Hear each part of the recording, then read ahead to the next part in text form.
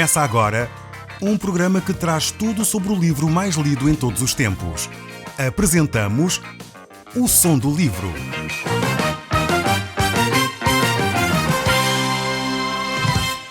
Seja muito bem-vindo. Neste podcast vai encontrar o livro mais conhecido e lido em todo o mundo.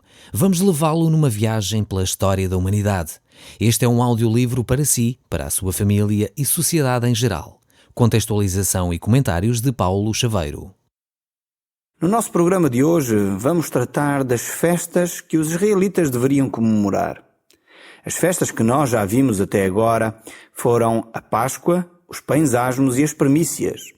Hoje falaremos sobre o Pentecostes, as festas das trombetas, o dia da expiação e a festa dos tabernáculos. É interessante ver nestes textos da Bíblia que Deus criou muito tempo para que o povo estivesse em festa. Esta era a ideia que Deus queria trazer ao seu povo. A presença da alegria na forma como o povo se relacionava com Deus. A vida que Jesus Cristo nos dá é uma vida de alegria.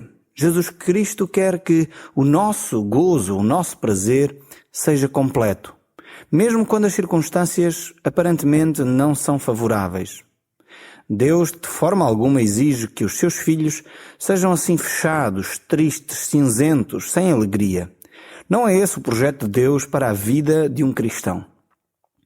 A vida espiritual e a forma de estar na vida, na religião, deve ser algo alegre, algo que deve ser vivido com prazer. É por isso que Deus estabeleceu uma série de festas para o povo de Israel. Como já estudamos no passado, vimos que Deus estabeleceu a festa da Páscoa, que representa a pessoa de Jesus Cristo. Jesus Cristo é de facto aquele Cordeiro de Deus que foi sacrificado por nós.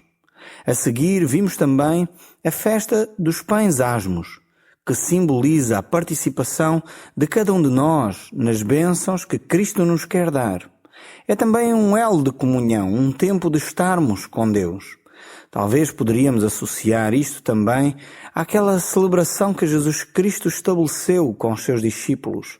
Era um símbolo da comunhão entre Ele e os seus discípulos. Aquele pão e aquele vinho simbolizavam o corpo e o sangue de Jesus, uma íntima comunhão. Por isso Jesus disse que quem não tomasse esse pão e esse vinho não poderia ter parte com Ele.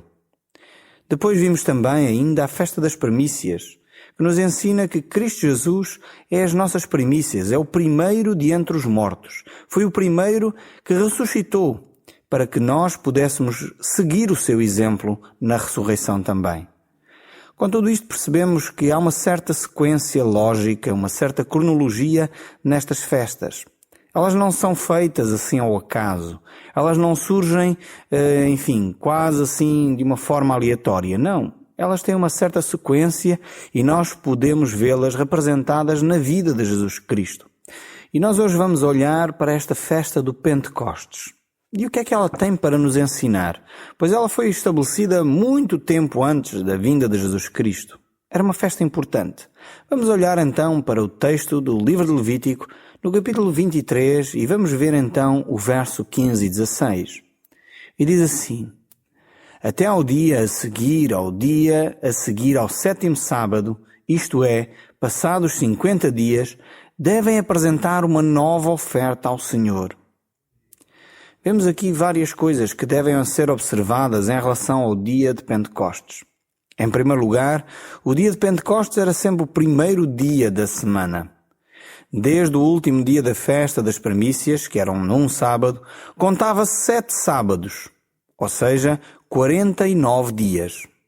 No 50º dia, que era o dia seguinte ao sétimo sábado, comemorava-se o Pentecostes. Portanto, comemorava-se o Pentecostes num dia de domingo, o primeiro dia da semana. Isto certamente tem alguma coisa para nos dizer. Não seria muito estranho que a Igreja voltara para trás e guardar então o antigo sábado? Porque na realidade Jesus Cristo estabeleceu uma nova aliança. Uma aliança que foi estabelecida com base na sua carne e com base no seu sangue. Esta nova aliança tinha também a ver com a descida do Espírito Santo. Uma nova relação que Deus iria ter com o homem. A igreja então assim nasce no primeiro dia da semana. Ela celebra a ressurreição e ao mesmo tempo a inauguração da igreja. A inauguração da igreja acontece com a descida do Espírito Santo no dia de Pentecostes. A festa do Pentecostes era também chamada a Festa das Semanas. Isto porque acontecia 50 dias após a oferta ao Senhor dos primeiros frutos ou das primícias, como nós já vimos, os primeiros resultados das colheitas. Em Atos capítulo 2, verso 1, diz-nos assim: ao cumprir-se o dia de Pentecostes, estavam todos reunidos no mesmo lugar. A expressão que o autor de Atos dos Apóstolos, que é Lucas, deixa escrito neste livro é ao cumprir-se o dia de Pentecostes. Significa o cumprimento de que havia sido dado no livro de Levítico, o que sugere a vinda do Espírito Santo para batizar todos aqueles que aceitam Jesus Cristo como seu Senhor e Salvador.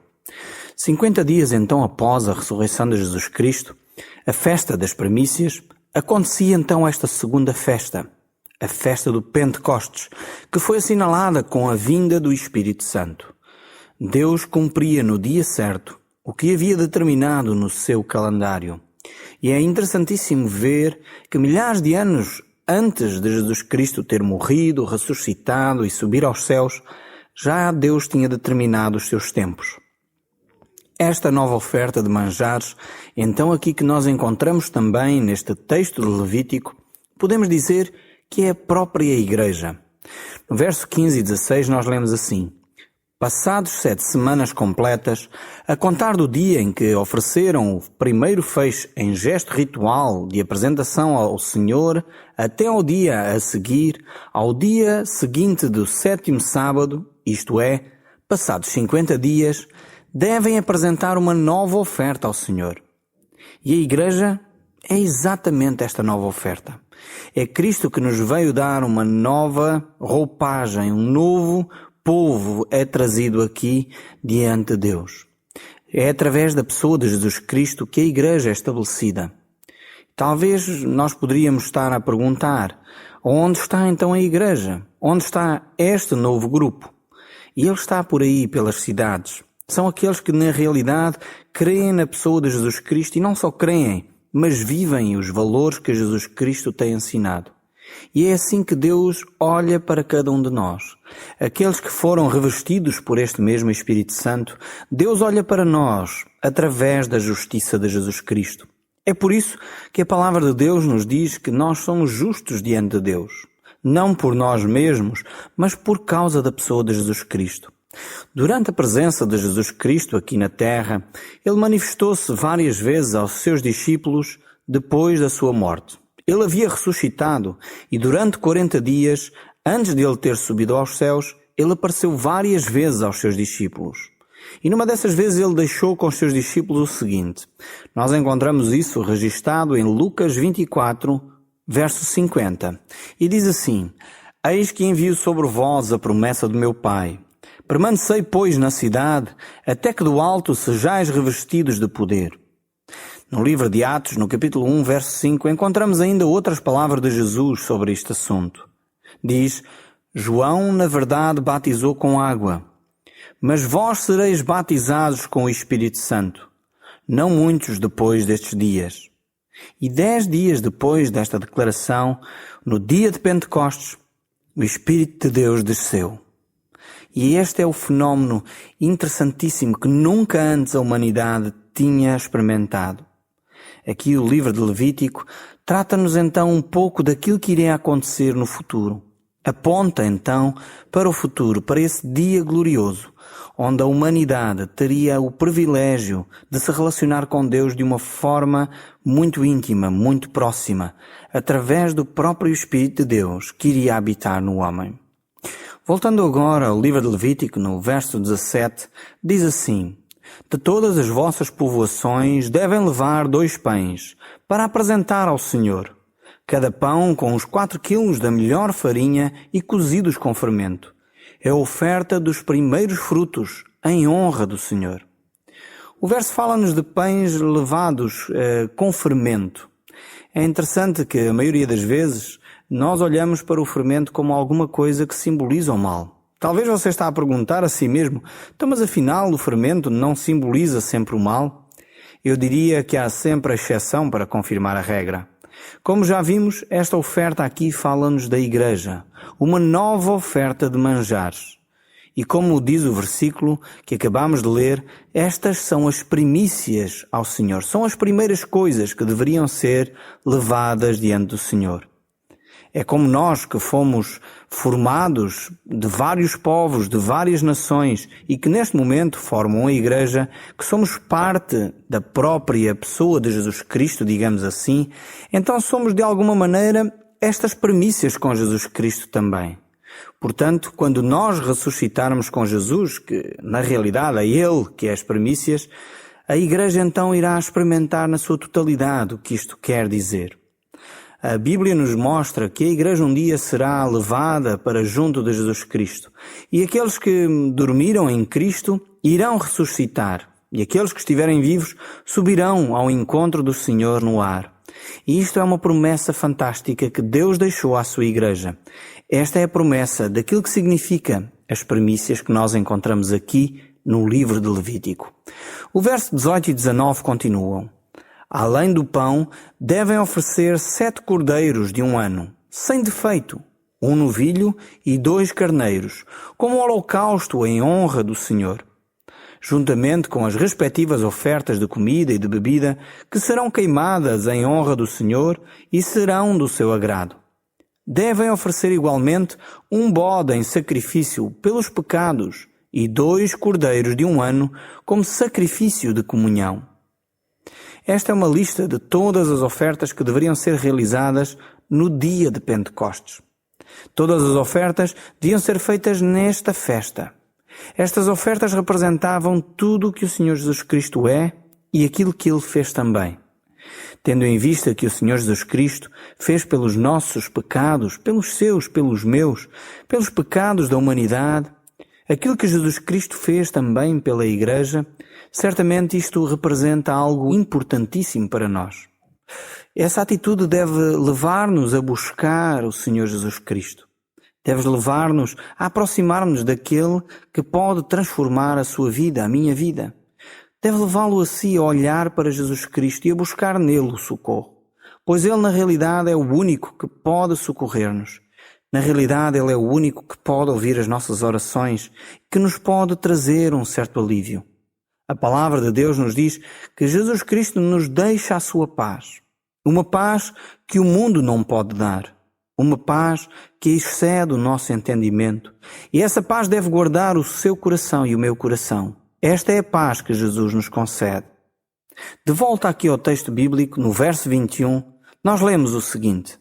Devem convocar para esse mesmo dia uma assembleia de oração e não devem fazer nenhuma espécie de trabalho. É uma lei válida para sempre, para todos os vossos descendentes, onde quer que eles se encontrem. É interessante ver este texto aqui. Os israelitas deveriam interromper qualquer trabalho, qualquer atividade laboral naquele dia. Era um dia para experimentar o repouso de Deus. E é exatamente isso que a Bíblia nos desafia a fazer. A poder descansar de todos os nossos afazeres, a poder olhar para Deus. E quando nós estamos em stress, é o dia a dia, a correria constante, e não temos tempo para parar, descansar um pouco, analisar a nossa própria vida, desenvolver até a nossa própria espiritualidade. É exatamente isso que Deus quer dizer ao homem. Um tempo em que nós podemos descansar. Um tempo em que nós podemos parar toda a atividade que nós temos para refletir sobre a caminhada que estamos a fazer, refletir sobre o nosso andamento. E é exatamente isso que Deus quer trazer ao homem. Este dia de Pentecostes, este dia em que Deus celebrava estas festas eram tempos de reflexão também, para que o homem pudesse experimentar o descanso de Deus. Quantos de nós de facto sentimos isso? Corremos para a frente e para trás, para a direita e para a esquerda, cansamos-nos e afadigamos-nos, mas quantas vezes todos esses projetos não dão em nada?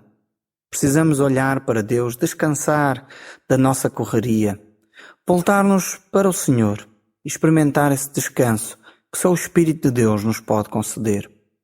O livro de Tito, no capítulo 3, verso 5, diz assim: não por obras de justiça praticadas por nós, mas segundo sua misericórdia, Ele nos salvou mediante o lavar regenerador e renovador do Espírito Santo. Podemos ver então esta ação concreta do Espírito de Deus em nós. O verso 22 continua: e quando fizerem a ceifa dos vossos campos, não devem ceifar os cantos do seu campo, nem devem ir respigar depois da ceifa. Deixa isso para o pobre e para o estrangeiro que reside entre vocês. Eu sou o Senhor, vosso Deus. Vemos como Deus tinha a preocupação de que aqueles que são mais carenciados, mais necessitados, tivessem sempre recursos. Por isso, o povo que tinha posses, aquelas pessoas que tinham terrenos para cultivar, sempre deveriam deixar alguma coisa para aqueles que são mais necessitados poderem ter também para si. De alguma maneira, aqui Deus instituía um apoio social, não de uma forma que levasse as pessoas a ficarem encostadas aos apoios sociais. Não, eles tinham de ir trabalhar, eles tinham de encontrar também, através do seu próprio trabalho, o seu sustento. E era por isso que as pessoas que tinham posses deixariam então parte, digamos assim, da sua seara para aqueles que eram mais carenciados. Este era um dia festivo e era um dia para que todos os israelitas pudessem se alegrar. E no meio de toda esta alegria, de toda esta festa, eles deveriam ter atenção com os pobres, com os estrangeiros. E isto é algo que nós também devemos continuamente manter bem presente entre nós. A Igreja e os cristãos têm que realizar também estas obras, de terem atenção àqueles que são mais carenciados. E é importante ver que muitas vezes isso acontece. Muitas igrejas, neste momento, muitos cristãos estão mobilizados para ajudar aqueles que são mais carenciados, para ajudar inclusive aqueles que são estrangeiros entre nós. E por isso mesmo devemos preocupar-nos com eles, procurando assim levá-los a ter aquilo que é essencial para a sua vida. É verdade que não devemos promover a preguiça, de forma alguma. Nem é uma ideia de estarmos a atribuir simplesmente subsídios ou apoios financeiros sem que essa pessoa simplesmente não faça nada. Não, aqui pelo texto bíblico vemos que as pessoas que eram carenciadas, estes estrangeiros, eles deveriam trabalhar para obter de alguma maneira o seu próprio sustento. Por isso, nós também devemos ajudar as pessoas a se envolverem naquilo que devem também receber como o seu próprio sustento. Talvez aquele provérbio chinês, que pelo menos atribuem aos chineses, dizendo que em vez de darmos o peixe àquele que está carenciado, devemos ajudá-lo a pescar, a ensiná-lo a pescar. Eu creio que é muito isso que Deus está aqui a ensinar. Se a pessoa era pobre e necessitada, ela deveria procurar ela mesma fazer a sua própria colheita, apanhando aquilo que era deixado nos campos. Então isto deve ser um princípio também para nós. Não simplesmente dar o dinheiro às pessoas que estão carenciadas ou simplesmente solucionar todos os seus problemas, mas ajudar a pessoa a encontrar as suas próprias soluções. Eu creio que esta é a forma mais eficaz de nós ajudarmos aqueles que são carenciados. Voltando então aqui ao texto bíblico do livro de Levítico, vemos depois a festa das trombetas, verso 23 e 25, e diz assim: o Senhor disse a Moisés que comunicasse aos israelitas o seguinte: o primeiro dia do 7º mês será para vocês um dia especial de descanso. Devem convocar uma assembleia de oração comemorativa, proclamando ao toque da trombeta. Nesse dia não devem fazer nenhuma espécie de trabalho e oferecer um sacrifício em honra do Senhor. Esta era uma data muito importante. Esta festa da trombeta marcava então o início do ano civil e a Páscoa marcava o início do ano religioso. Então esta trombeta deveria assinalar a todo o Israel que o ano estava a começar. Então era um tempo marcante. O verso 26 continua: o Senhor disse a Moisés: o dia 10 do 7º mês é o grande dia do perdão. Devem convocar uma assembleia de oração, fazer penitência e apresentar um sacrifício ao Senhor. Nesse dia não devem fazer nenhum trabalho, pois é o dia do perdão, destinado a alcançar para vocês o perdão da parte do Senhor vosso Deus. Quem nesse dia não fizer penitência será excluído do seu povo. E quem fizer nesse dia qualquer espécie de trabalho, eu mesmo farei com que ele desapareça do meio do meu povo. Nesse dia não devem fazer nenhum trabalho. É uma lei válida para sempre, para todos os vossos descendentes, onde quer que eles se encontrem. Esse dia deve ser para vocês um dia de descanso solene, para poderem fazer penitência. Desde o dia 9, à tarde, ao anoitecer, até o dia 10, devem fazer descanso completo. O Senhor disse a Moisés que comunicasse ainda aos israelitas as seguintes ordens. No dia 15 do mesmo mês, do 7º mês, é a festa das tendas, durante 7 dias, em honra do Senhor. No primeiro dia, haverá uma assembleia de oração e não devem fazer nenhum trabalho. Durante os 7 dias, devem oferecer sacrifícios ao Senhor. No 8º dia, devem convocar uma assembleia de oração e oferecer sacrifícios ao Senhor. É uma reunião de festa. Não devem, por isso, fazer qualquer trabalho. Vemos como Deus estava preocupado com a vida espiritual do seu povo, quer através do perdão, quer através da recordação daquilo que tinha acontecido no passado. E é exatamente isso que Deus queria que o povo se lembrasse, que a relação com Deus é de facto algo que deve alegrar o nosso coração. Nós hoje vamos ficar por aqui. Se tiver alguma dúvida, não hesite em contactar-nos e certamente teremos todo o gosto em esclarecer todas as suas questões. O Som do Livro, uma produção da Rádio Transmundial de Portugal.